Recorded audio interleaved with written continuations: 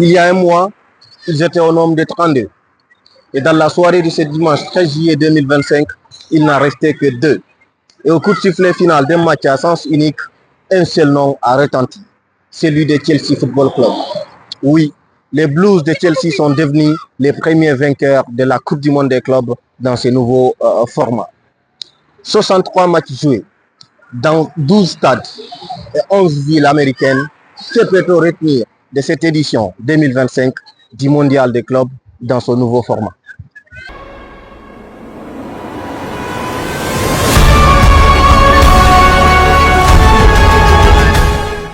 Cette édition 2025 de la Coupe du Monde des clubs a enregistré la participation de 32 équipes venues de tous les continents.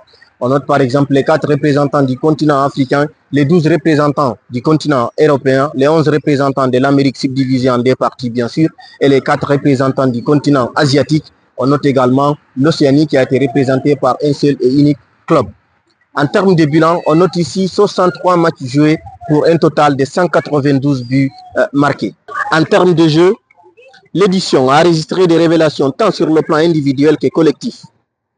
Côté club, elle a été une parfaite occasion pour les participants, outre que les Européens, de s'illustrer et de montrer le niveau de leur football national. Le Brésil, pour une parfaite illustration, a impressionné tout au long de cette compétition, surtout avec ses 4 équipes qualifiées à 8e de finale. Al Hilal, le club saoudien, a également marqué les esprits en éliminant le Grand Manchester City à 8e de finale avant de tomber en quart de finale. Côté individuel, le charme du jeune attaquant du Real Madrid, Gonzalo Garcia, désigné meilleur buteur avec ses 4 réalisations, a bluffé plus d'un. Du côté de Dortmund, le serial buteur guinéen a marché sur l'eau pendant ce rendez-vous intercontinental. À égalité du meilleur buteur, Serhou Guirassy sort de cette compétition avec 4 réalisations. Après ces petits bilans sportifs, mettons désormais le curseur sur le bilan financier de cette compétition.